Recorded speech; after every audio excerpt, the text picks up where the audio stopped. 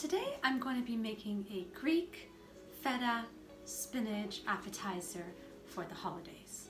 So I'm going to first start off with the filling for this spinach and feta cheese.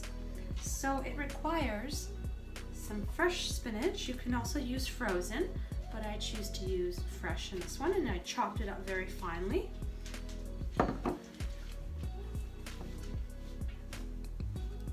It also requires some feta cheese. So we got some fresh feta cheese, and then we just crumble it inside of the ingredients. Some black pepper.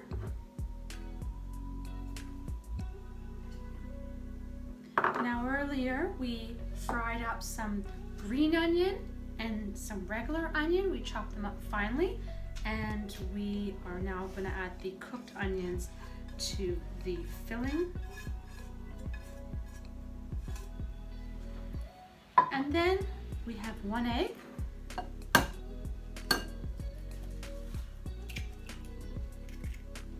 And then some cream cheese. You can use cream cheese, you can also use ricotta cheese, or you can use cottage cheese.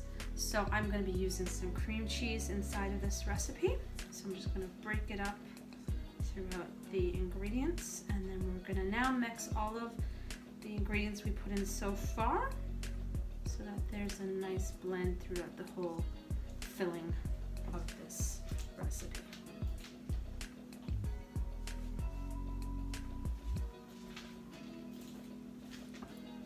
So once you have your filling nicely mixed, we can set it aside until we're ready to use it once we have our phyllo pastry ready. So we're just mixing it a little bit more so it's nicely mixed with all of the cheeses and the spices and the spinach. And then our filling is now complete. So again, you just set it aside for when you need it. So that's what the filling would look like. So now I have my phyllo pastry ready. I bought it pre-made, and so I took a few sheets, I would say about 3 to 4. They're quite fine. So I laid out the pastry, and then I've cut out squares because I'm going to be making the appetizers with them. So I did like about this size, and then what I'm going to do is I'm going to get a spoon, and I'm going to get the filling that we made earlier, put some in the center, and we've melted some butter so that I could close these pastries off as so in a triangle. So I'm just going to go along the borders of this pastry with my finger, and I'm just going to line it with the butter. Now you can also make these little appetizers in a muffin tray if you have one of those like miniature muffin trays, but I'm just going to make them into little triangles with some of the filling inside.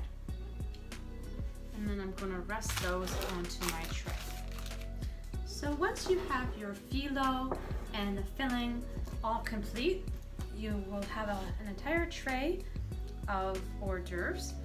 Another note to suggest is that have enough melted butter and go with your finger inside each layer of the phyllo and add some butter so that they can stick nicely together and so that they don't open up when they're cooking. So yeah, so now they're ready to go into the oven. So once you have your feta and spinach appetizers in the oven for about 15 minutes, you want to check on them because they do cook fast because of the phyllo. So I believe they're ready now. So now they're a nice golden color, and they're all complete and ready to serve once they're cooled down. If you like this recipe and you want to see others like it, please subscribe to our page. Share it, like it, and hit that notification button.